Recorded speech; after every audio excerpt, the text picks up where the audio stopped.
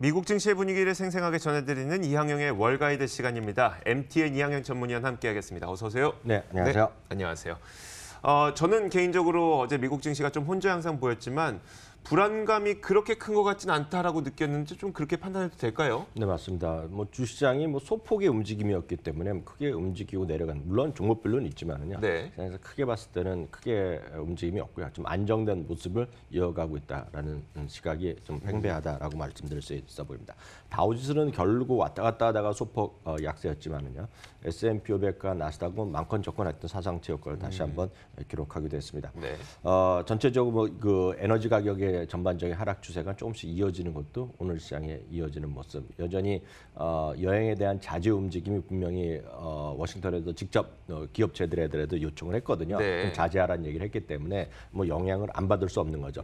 물론 이렇게 그런 관련주들 다시 말씀드리면 호텔이나 여행, 항공주 이런 거 떨어졌기 때문에 이게 크게 보면 지나고 나면 뉴스일 뿐이거든요. 그렇죠. 그러니까 우리나라도 네. 관련주 올라가지만 제가 이런 말씀드리면 갖고 계신 분한테 죄송하지만 그거 얼마 안 있으면 다 제자리 갈 거거든요. 네네. 그러니까 미국도 마찬가지입니다. 그렇기 때문에 오히려 이렇게 뉴스 때문에 떨어지면 사야 된다는 주장도 꽤 있다는 것도 참고하시면 좋겠습니다. 다만 주시장을 바라보실 때 투기적 관점에서 트레이딩 하시는 분과 좀 장기적으로 보시는 분은 분명히 시각이 다르니까 각자 잘 판단하시면 되겠고요.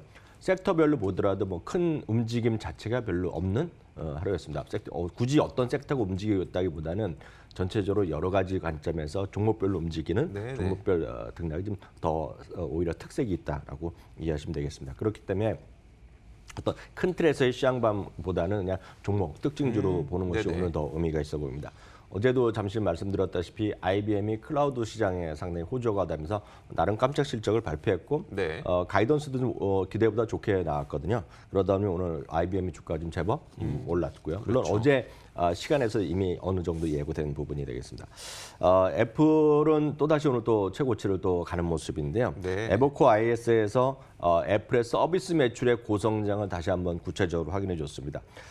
서비스란 건 아시다시피 TV 플러스가 됐건 뮤직이 됐건 뉴스 플러스가 됐건 이런 것들이거든요. 그러니까 이런 것들이 작년까지는 전체 매출의 한 30%밖에 안 되는데 계속 한 25%씩 고성장을 하면서 2024년에는 전체 매출의 거의 절반인 45%가 서비스 매출을 갈 것이다. 얘기하면서 이 단일 서비스 쪽 매출도 한 1,000억 달러 정도 될 것이라는 얘기하는데 사실 보면 저희는 계속 보셨지만 1,000억 이거 사실 아무것도 아니거든요.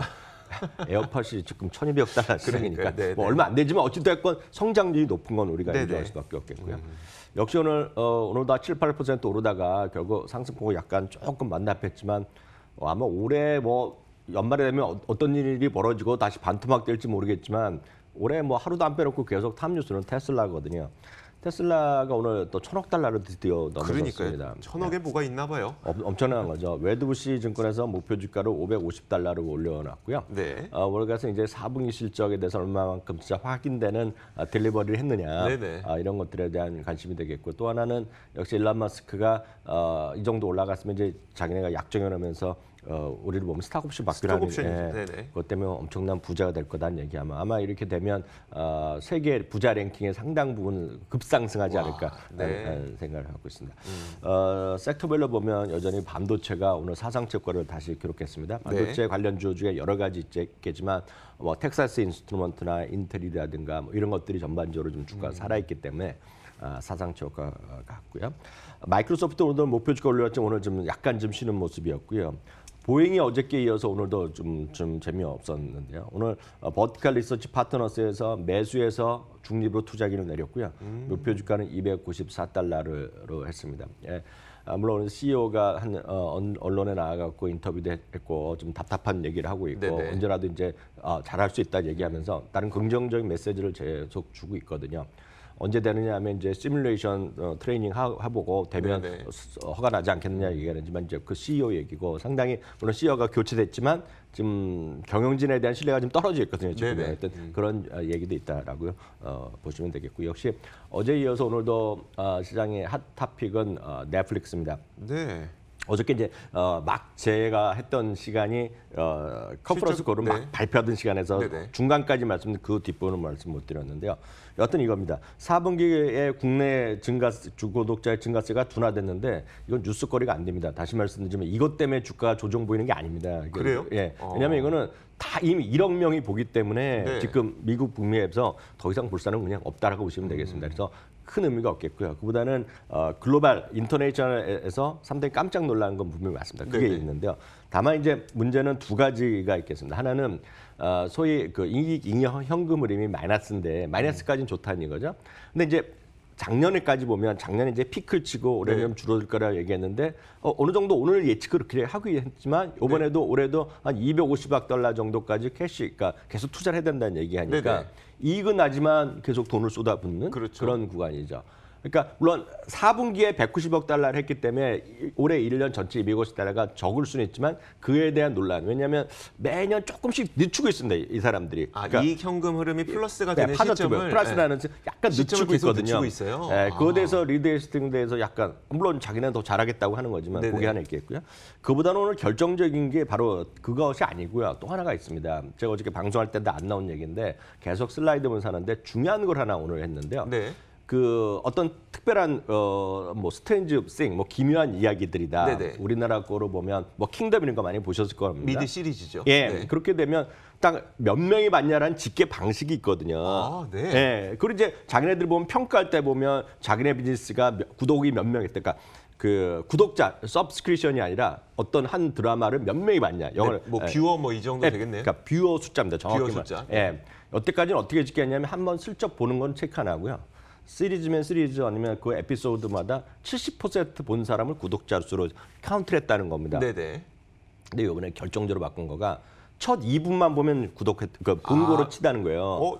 첫 2분. 그러니까 첫 2분이라는 거를 얘기하면서 회사 측 얘기는 이게 다른 데도 유튜브도 이렇게 한다는 겁니다. 근데 유튜브는 아시다시피 처음에 길지도 않고 대부분이 한 5분 정도 이어보시고 좀 보다가 넘기시면 많잖아요. 근데 시작할 때 광고가 붙기 때문에 광고하는 거는 어느 정도 말이 되는데 이 넷플릭스가 뭐 그런 것까지 이거 이상하다는 얘기를 하는 거죠. 자신감 없어 보이네요. 그런 거죠. 그런 거죠. 그렇기 때문에 지금 보면 숫자로 보면 이렇게 똑같은 기준 이렇게 보면 바로 플러스 35%가 난다는 겁니다, 지금은. 그러니까 특정한, 그러니까 물론 돈 얘기가 아니지만 넷플릭스 입장에서 보면 예를 들어서 기묘한 이야기들이 본 사람들이 35% 플러스가 되는 겁니다. 그러니까 물론 이거 갖고 평가하는 건 아니겠으나 이렇게 하니까 말씀하셨던 대로 약간 뭔가 좀 이상하다. 그러네요. 그런 얘기를 하는 거고 지금 뭐 애널리스트가 됐건 언론이나 증권사에서 온통 이 얘기만 하고 있거든요. 뷰어를 보는 방식이 뷰어를 하는 방식이 바뀌었다. 뭐가 문제 있느냐 이런 얘기 갖고 갑론을박이 이뤄갔다 보셔야 되겠고요. 다만 이제 결론을 보면 그래서 월가의 의견이 어떠냐는 것인데 월가 의견은 팽팽합니다. 다만 가이던스를 낮췄거든요. 이게 핵심인데요. 가이던스를 1분기에 조금 낮췄잖아요. 그러다 보니 목표 주가는 조금 내린 곳이 있습니다. 오히려 올린 것도 있고 전체적인 투자인을 바뀐 것은 제가 오늘 한 10몇 군데 봤는데 투자 의견을 바꾼 건 없고요. 약간 목표 주가를 내리거나 올린 건 정도 있기 때문에 제가 봤을 때 이렇게 그 하루 이틀 정도 지나면 시장은 다시 좀 안정되지 않을까라는 생각을 나름 하고 있습니다. 네, 알겠습니다. 실망스러웠던 부분이 그거였었고 그것 때문에 주가는 하락했지만 지금 보니까 목표 주가의 변동폭이 그렇게 크지 않더라. 트렌드대로 그냥 계속 좀 갈 것 같다라는 이야기네요. 네, 저는 괜찮을 것 같습니다. 자, 경제 지표도 한번 짚어주시죠. 네, 경제 지표 중에 오늘 뭐 뚜렷하게 딱 하나만 보시면 될 것 같은데요. 주택 판매 건수가 나왔는데 12월 달입니다. 기존 주택인데요. 2년 내 최고치가 났습니다. 3.6%가 전월 대비 증가했는데요. 전망은 543만 건이었거든요. 그렇기 때문에 생각보다 상당히 좋게 나왔고요. 특히 이 부분은 지난주에 주택 창공 건수가 13년 만에 최고 났잖아요. 그러니까 이 시장이 살아있다. 주택 시장이 어떻게 될까? 그럼 뭐가 되겠습니까? 주택 관련 회사가 있거든요. 그게 예를 들어 톨브라더스나 레나 같은 데가 좀 약간 고급 주택 짓는 애들이 되겠고요. 관련된 집을 사다 보면 신규가 아니라 기존 주택 사면 조금이라도 고치는 거 아닙니까? 홈디포로 내가 막 사갖고 고치는 겁니다. 지금은 DIY 이런 거 많이 하거든요. 그러니까 이런 것들 보면 지금 다시 고점을 해서 올라가고 있거든요. 그런 관점에서 이해하시면 되겠네요. 자, 애플 이야기 그리고 빵 주식 이야기 좀 해볼 텐데 요즘 너무 많이 오다 보니까 고평가됐다는 이야기가 참 많이 나와서 옛날 한동안만 하더라도 이건 저평가 주식이었는데 이제 그런 말은 못 하겠네요. 네, 저희 방송 이제 꾸준히 보신 분도 계시고 기억에 뭐 가물가물하신 분도 계실 텐데요. 저는 이제 분명히 기억 끝나는 게 있습니다. 작년 9월, 10월에 막 어려웠을 때요. 시장이 아직 올라가기 막 직전이었는데요. 그때 막 가치주 얘기가 났을 때 한번 기억하시는 분 있지만 블랙락에서는 가치주, 성장주 있는데 성장주 애플이었고요. 가치주 애플이 들어가 있었습니다. 그 왜냐하면 애플 자체가 매출이 이렇게 늘어나지는 않았거든요. 작년에 매출이 감소했었거든요. 그걸 분명히 이해하셔야 됩니다. 매출이 감소하는데 어떻게 성장주입니까? 그렇죠. 그러니까 가치주면 PR을 그렇게 아주 뭐 이렇게 하는 거 아니거든요. 그러니까 PR이 다른 쉽게 해서 페이스북, 아마존, 구글 이런 거가 뭐 26배, 8배, 마이크로소프트가 25배 할 때 얘네가 16배, 17배였거든요. 작년에 제일 낮았을 때 봄에 13배였거든요. 근데 주가 막 올라가는데 왜 올라갔습니까? 바로 말씀드려도 서비스 매출이랑 에어팟 프로 이런 거 막 미친 듯이 하는 거 아닙니까? 그러니까 저 그림에서 제일 말해서 파란색인데 이 파란색이 지금 주가가 올라가는 거 되게 그 전 그림 하나 보여주시면 저 위에가 제일 위에 거가 페이스북의 PR이 조금씩 내려가는 거 되겠고요. 제일 뭉쳐 있는 시점에서 파란색 아래에서 쭉 올라간 게 애플이거든요. 그러니까 애플이 이렇게 올라가니 애플이 지금 한 23배 됐고요. 마이크로소프트가 28, 9배, 뭐 나머지 구글이 이게 25, 6배니까 거의 차이가 안 난다는 얘기입니다. 그럼 많은 분들이 여기서 나오는 거죠. 그럼 이제 가치주인데 애플같이 성장주로 올라갈 수 있는 걸 찾고 싶잖아요. 많이 찾을 수 있으면 여러분 조금 엑셀하면 그렇게 하시는 분 계신데 제가 오늘 드리고 싶은 말씀은 그렇게 찾아서 노력해서 그게 쉽게 되는 게 아니다. 그럴 때는 오히려 가치주 ETF를 한번 사보시라. 가치주. 그래서 오늘 다시 한번 말씀드리면 블랙락에서는 가치주의 대표적인 것이 IVE가 있거든요. 이거 지금 고점을 향해서 약간 위에 숨고리고 있는데 오히려 늘 말씀드리지만 종목을 한국 주식도 잘 모르는 잘 안 되잖아요. 미국 기업을 아는 기업 제가 이렇게 학생들이나 얘기해 보면 한 10개 지나면 답을 못합니다. 그렇기 때문에 늘 그러지 마시고 종목을 자꾸 애쓰지 마시고 이런 펀드나 ETF를 좀 해보시라 해서 오늘 한번 소개해드렸습니다. 알겠습니다. 자, 근데 한 가지 뭐 궁금한 점이 지금 소개해주신 건 IVE. 지난번에 근데 가치주 소개해주신 게 VLUE라고 해서 밸류라고 다릅니까, 같은? 아주 좋은 질문하셨는데요. 수많은 그 비슷한 ETF들이 있는데요. 대표적인 것은 IVE가 조금 더 많고요. VLUE도 많은데 하나하나 약간씩 다릅니다. 그래서 그것들은 상세 명세서에 보셔야 되겠는데 큰 차이는 없다라고 큰 차이는 없어요? 알겠습니다. 알겠습니다.